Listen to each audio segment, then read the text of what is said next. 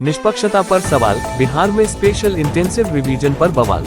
अजय गौतम पत्रकार। चुनाव आयोग द्वारा बिहार में एसआईआर अर्थात स्पेशल इंटेंसिव रिवीजन के बाद आंकड़े जारी कर दिए गए हैं। मतदाता पुनरीक्षण के बाद लगभग 66 लाख मतदाताओं के नाम हटाए गए हैं। बिहार के किस जिले से कितने वोटर्स के नाम हटे हैं, इसकी सूची भी चुनाव आयोग की वेबसाइट पर उपलब्ध है। 1 अगस्त को नई सूची जारी कर दी गई है।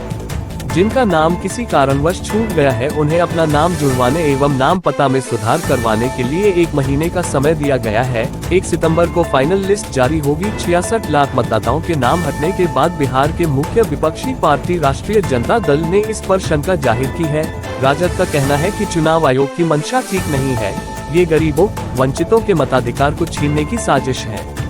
ऐसे समय में मतदाता पुनरीक्षण का कार्य तर्कसंगत नहीं है। वहीं कांग्रेस नेता राहुल गांधी का कहना है कि चुनाव आयोग बिहार विधानसभा चुनाव में बीजेपी को जिताने के लिए ऐसा कर रही है। बिहार में वोटों की चोरी की जा रही है। यहाँ तक कि राहुल गांधी ने धमकी भरे लहजे में कहा है कि चुनाव आयोग के अधिकारी हो या कर्मचारी, वह सेवा में हो या रिटायर हो जाए, उन्हें हम छोड़ेंगे नहीं।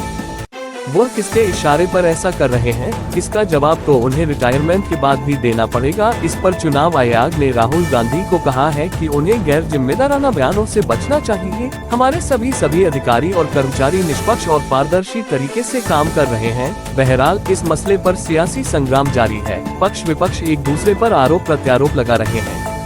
एनडीए घटक में शामिल लोक जनशक्ति पार्टी आर के सांसद चिराग पासवान का कहना है कि बिहार में एसआईआर से विपक्ष को क्यों आपत्ति हो रही है। चुनाव आयोग बिहार में फर्जी मतदाताओं की जांच करवा रहा है।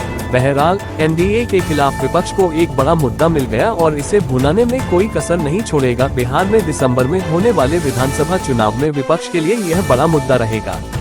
केंद्र सरकार के इशारे पर चुनाव आयोग काम कर रहा है। इस साल के अंत में बिहार में विधानसभा चुनाव होना है। चुनाव से कुछ महीने पहले राज्य के मतदाताओं का चुनाव आयोग द्वारा विशेष गहन पुनरीक्षण कराया गया है।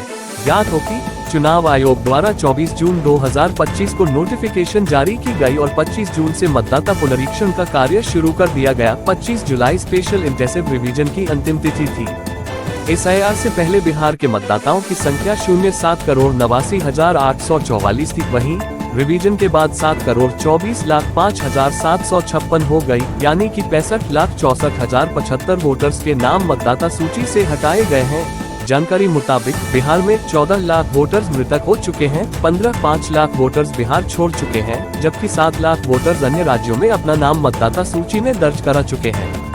8 लाख के करीब ऐसे मतदाता हैं जो बिहार में ही कई स्थानों पर अपना नाम मतदाता सूची में दर्ज कराए हुए हैं, जबकि लगभग 14 लाख वे लोग हैं जो मतदाता सूची में अंकित पते पर बीएलओ को नहीं मिले हैं। 7 लाख ऐसे मतदाता हैं जिनके दस्तावेज तथ्यात्मक तौर पर सही नहीं पाए गए हैं। हालांकि उन्हें दावा करने का 1 महीने का समय दिया गया है। चुनाव आयोग का कहना है कि किसी भी वैध मतदाता का नाम नहीं छूटेगा। चुनाव आयोग के बहाने विपक्षी दल बीजेपी से आर पार के मूड में है। विपक्ष चुनाव आयोग द्वारा स्पेशल इंसेंटिव रिवीजन पर संसद में चर्चा कराना चाहता है। बिहार में एसआईआर की प्रक्रिया को निरस्त करवाना चाहता है। बिहार में मतदाता पुनरीक्षण को लेकर विपक्षी दलों ने इसे राष्ट्रीय मुद्दा बनाकर कई दिन संसद नहीं चलने दी है और संसद की कार्यवाही स्थगित करनी पड़ी।